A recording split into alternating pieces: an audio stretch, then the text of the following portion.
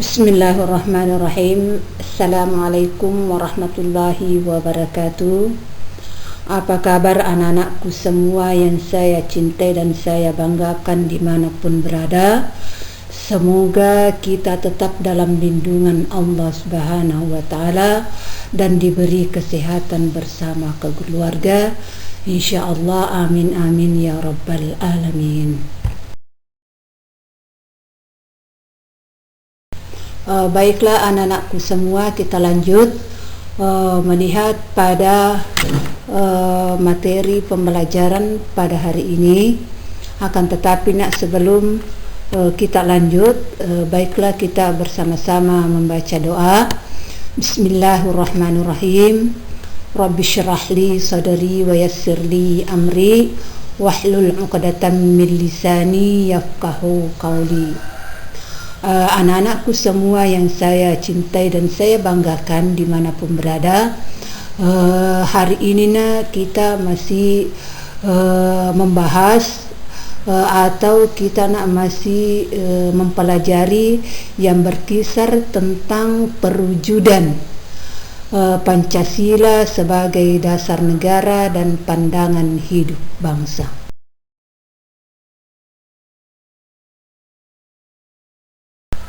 Anak-anakku semua, kita lanjut melihat kompetensi dasar. Silakan anak-anakku membaca dengan baik.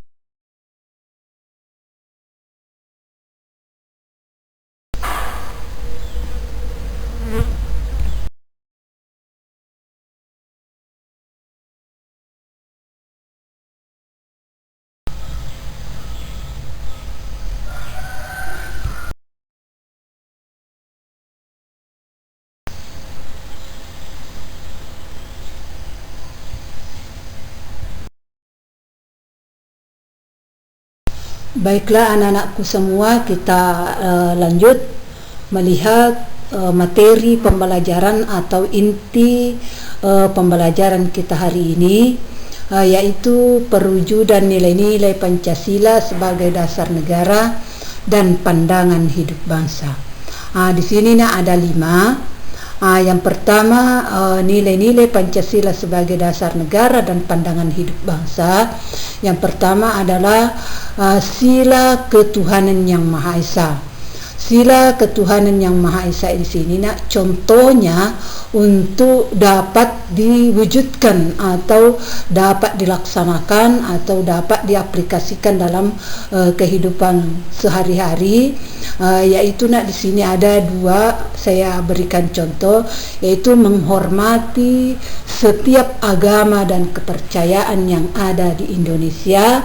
Yang kedua, menghormati kebebasan menjalankan ibadah. Anak-anakku semua yang saya hargai, yang saya hormati dan saya banggakan, bahwa kita ketahui bersama bahwa negara Indonesia adalah menganut beberapa agama.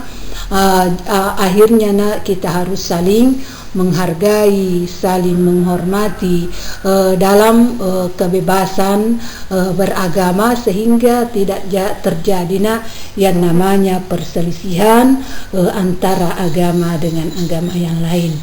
Kemudian yang kedua atau sila yang kedua, yaitu sila kemanusiaan yang adil dan beradab. Contohnya di sini ada juga 2, saling mencintai sesama manusia.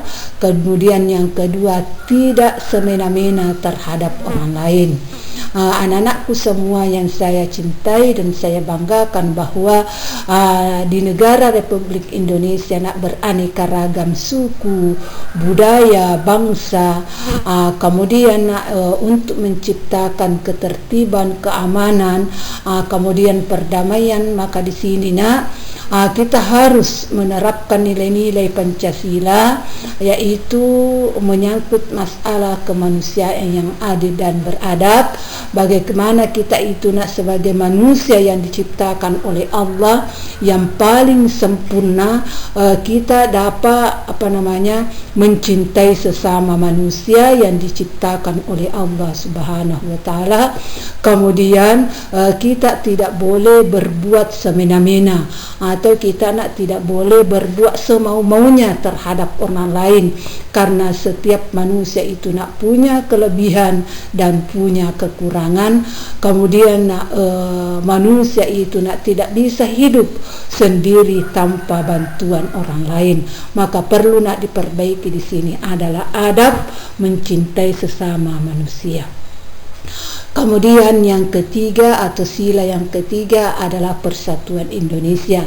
Di sini anak-anakku semua juga saya mengambil dua contoh, yaitu menempatkan persatuan, kesatuan, kepentingan dan keselamatan bangsa dan negara di atas kepentingan pribadi dan golongan. Kemudian yang kedua, cinta tanah air dan bangsa. Artinya di sini sila persatuan yang harus kita terapkan dalam kehidupan kita sehari-hari, yaitu bagaimana kita menempatkan persatuan dan kesatuan itu dan keselamatan bangsa dalam segala hal, dalam segala aspek kehidupan kita, supaya kehidupan bangsa dan negara atau negara kita ini tetap aman, tetap damai. Kenapa? Karena kita mengedepankan persatuan dan kesatuan. Jadi anak-anakku semua yang saya cintai dan saya banggakan, inilah nilai-nilai Pancasila yang perlu kita aplikasikan dalam kehidupan kita sehari-hari. Di sini sila keempat, yaitu kerakyatan yang dipimpin oleh hikmat, kebijaksanaan dalam permusyawaratan perwakilan. Di sini sila keempat itu menjelaskan tentang kepemimpinan atau menjelaskan tentang cara-cara memimpin. Yang paling ditekankan atau yang paling diutamakan di sini adalah menyangkut masalah kebijaksanaan dan musyawarah. Jadi seorang pemimpin itu harus bijaksana, kemudian mengambil suatu keputusan harus melalui musyawarah demi untuk mencapai tujuan bersama. Kemudian contoh yang saya ambil, yang pertama mengutamakan kepentingan negara dan masyarakat. Yang kedua, tidak memaksakan kehendak. Artinya di sini mengutamakan kepentingan negara dan masyarakat, jangan sebaliknya kepentingan pribadi dibawa pada kepentingan negara atau dalam kepentingan masyarakat, sehingga terjadi perbedaan-perbedaan atau persoalan-persoalan yang tidak diinginkan. Kemudian yang kedua, tidak memaksakan kehendak. Yang dimaksud di sini tidak memaksakan kehendak, karena kita yakin bahwa tidak mutlak apa yang kita alami belum tentu juga orang mengalami. Akhirnya kita harus mencari solusi atau kita harus mencari persamaan bagaimana baiknya. Jangan keinginan atau kehendak kita yang harus dijalankan atau harus diterapkan terhadap orang lain. Itulah cara-cara memimpin yang ditekankan dalam sila keempat. Masih banyak yang lain. Kemudian yang kelima adalah sila keadilan sosial bagi seluruh rakyat Indonesia. Sila keadilan sosial bagi seluruh rakyat Indonesia di sini juga tetap saya mengambil dua contoh. Yang pertama, mengembangkan sikap keadilan terhadap sesama. Yang kedua, menjaga keseimbangan antara hak dan kewajiban. Di sini saya ambil contoh bahwa apabila untuk menjalankan satu keadilan itu kita tidak boleh melihat atau kita tidak boleh memandang golongan siapa, kelompok siapa, kemudian bagaimana latar belakang atau bagaimana kehidupan sosial itu tidak boleh diambil suatu ukuran. Kenapa nak? Karena semua manusia pada hakikatnya itu sama, maka perlu diperlakukan juga sama. Kemudian nak, yang kedua adalah menjaga keseimbangan antara hak dan kewajiban. Di sini anak-anakku semua, kadang kita mengambil suatu renungan bahwa kadang ada yang terjadi bahwa banyak orang yang menuntut haknya sementara kewajiban tidak dilakukan atau tidak dikerjakan atau tidak diindahkan. Kadang juga nak sebaliknya, ada orang sudah melakukan atau sudah mengerjakan suatu kewajibannya tetapi haknya belum dia dapatkan. Oleh sebab itu nak, untuk menjaga satu keadilan sosial bagi seluruh rakyat Indonesia, maka kita perlu menjaga antara hak dan kewajiban masyarakat. Dan saya harapkan kepada anak-anakku semua, karena saya yakin, saya ulangi nak, saya yakin suatu saat nanti, apakah 10 tahun ke depan, apakah 20 tahun ke depan, apakah 30 tahun ke depan, anak-anakku akan diberikan, di antaranya di antara kalian akan diberikan tanggung jawab dari masyarakat untuk memegang estafet kepemimpinan ini. Karena siapa lagi kalau bukan kalian? Maka saya harapkan kepada anak-anakku semua, jangan melihat latar belakang seseorang, jangan melihat kelompok orang, tetapi berlakukanlah manusia itu sama dengan yang lain. Kemudian perhatikan hak dan kewajiban orang lain. Kenapa? Untuk menciptakan yang namanya ketentraman, keharmonisan, kemudian kedamaian, kemudian kenyamanan adalah tergantung pada bagaimana kita bersikap terhadap sesama manusia atau bersikap terhadap masyarakat yang lain.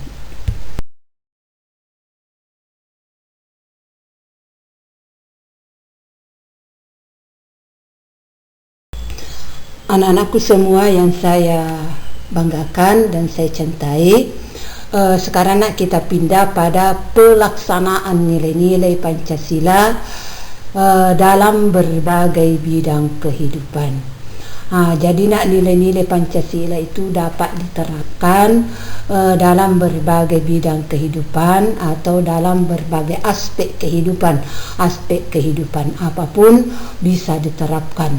Oleh sebab itu nak, Pancasila itu adalah sebagai ideologi yang terbuka, menerima semua perkembangan atau dapat mengikuti perkembangan zaman tanpa merubah, tanpa mengganti nilai-nilai dasar yang telah ada pada sila Pancasila dan pembukaan Undang-Undang Dasar 1945. Di sini anak-anakku semua ada 5 bidang kehidupan yang sering atau memang harus diberlakukan nilai-nilai Pancasila di dalamnya, atau harus diterapkan nilai-nilai Pancasila di dalamnya. Yang pertama adalah bidang politik. Maka bidang politik itu perlu, bahkan wajib dia menerapkan nilai-nilai Pancasila dalam bidang politik. Kemudian yang kedua adalah bidang hukum, kemudian yang ketiga bidang pertahanan dan keamanan, kemudian bidang sosial dan budaya, kemudian yang ketiga yang kelima adalah bidang ekonomi. Inilah pelaksanaan nilai-nilai Pancasila yang harus diterapkan di dalamnya untuk menciptakan kepastian hukum, atau untuk menciptakan hukum-hukum yang ada di dalam aspek-aspek kehidupan yang saya bacakan tadi.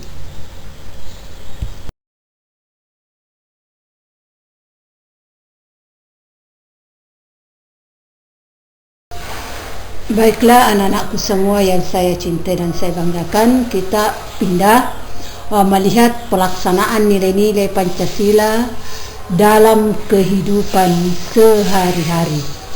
Dalam kehidupan sehari-hari di sini yang pertama adalah lingkungan keluarga. Artinya Pancasila itu harus diterapkan dalam lingkungan keluarga. Juga saya pernah jelaskan bagaimana menghargai antara keluarga yang satu dengan keluarga yang lain, atau kita menghargai umpamanya menghormati bapak, ibu, kemudian menghargai keluarga-keluarga lain. Coba lihat contohnya di sini juga ada, contohnya ada fotonya di sini. Ini salah satu contoh menghormati orang tua. Coba lihat ada di sini seorang mencium tangan seorang bapak ini. Coba lihat. Inilah salah satu contoh menerapkan nilai-nilai Pancasila dalam lingkungan keluarga. Kemudian yang kedua adalah lingkungan sekolah. Jadi nilai Pancasila itu diterapkan dalam lingkungan sekolah. Ini juga ada contohnya. Ini ada seragam sekolah. Kemudian di sini seorang guru yang memperlihatkan lambang Garuda, kemudian siswa melihatnya. Kemudian inilah salah satu contoh bagaimana menerapkan nilai-nilai Pancasila dalam lingkungan sekolah. Kita saling menghargai antara satu dengan yang lainnya. Kemudian kita harus bergaul antara satu dengan yang lainnya. Kemudian kita harus belajar dengan giat untuk mendapatkan suatu prestasi. Itu juga merupakan suatu nilai Pancasila. Kemudian yang kedua, yang ketiga adalah lingkungan masyarakat. Lingkungan masyarakat di sini penerapan Pancasila di lingkungan masyarakat. Saya juga simpan di sini gambar. Ini adalah merupakan satu gambar bagaimana kita itu menerapkan nilai-nilai Pancasila dalam lingkungan keluarga. Ini ada di sini gotong royong. Gotong royong itu adalah merupakan salah satu penerapan Pancasila dalam lingkungan keluarga. Ini gotong royong. Ada orang yang memegang cangkul, kemudian ada kayaknya orang yang menggali, kemudian ada orang yang di sekitarnya membantu. Akhirnya inilah salah satu contoh penerapan nilai-nilai Pancasila dalam lingkungan masyarakat. Kemudian yang keempat, ini lingkungan berbangsa dan bernegara. Saya di sini memberikan juga, ini ada contohnya, ada gambar di sini. Di sini ada lambang Garuda. Ini Garuda melambangkan suatu lembaga atau suatu lembaga negara yang mencerminkan bahwa bangsa Indonesia adalah lambangnya Garuda. Berarti ini adalah menunjukkan dari berbangsa dan bernegara. Artinya menaungi semua di sini. Siapapun yang masuk dalam wilayah Republik Indonesia harus dilindungi atau harus bernaung di dalam Undang-Undang Dasar Negara Republik Indonesia yang berlambangkan Garuda Pancasila. Inilah nak yang saya juga berikan salah satu contoh dalam lingkungan berbangsa dan bernegara.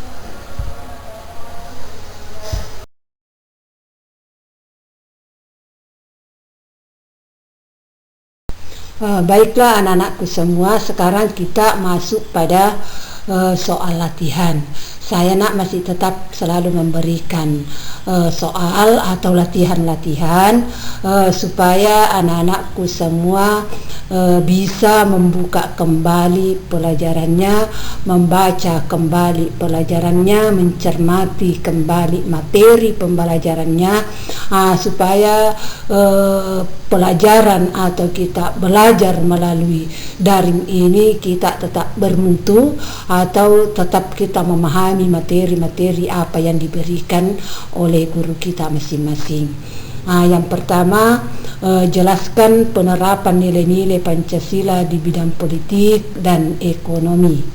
Yang kedua, tuliskan perwujudan nilai-nilai Pancasila di lingkungan sekolah yang tercermin pada sila kemanusiaan yang adil dan beradab. Jadi anak-anakku semua silakan dijawab dengan baik. Kemudian waktunya saya masih tetap memberikan waktu 1 minggu ke depan, dan insya Allah sebelum masuk materi pembelajaran, saya harapkan semua anak-anakku sudah selesai semua dikumpul atau dikirim melalui WA saya.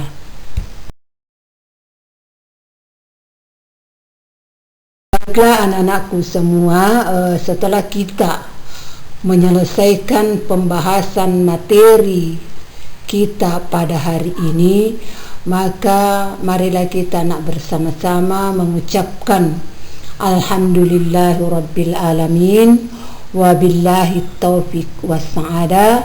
Assalamualaikum warahmatullahi wabarakatuh.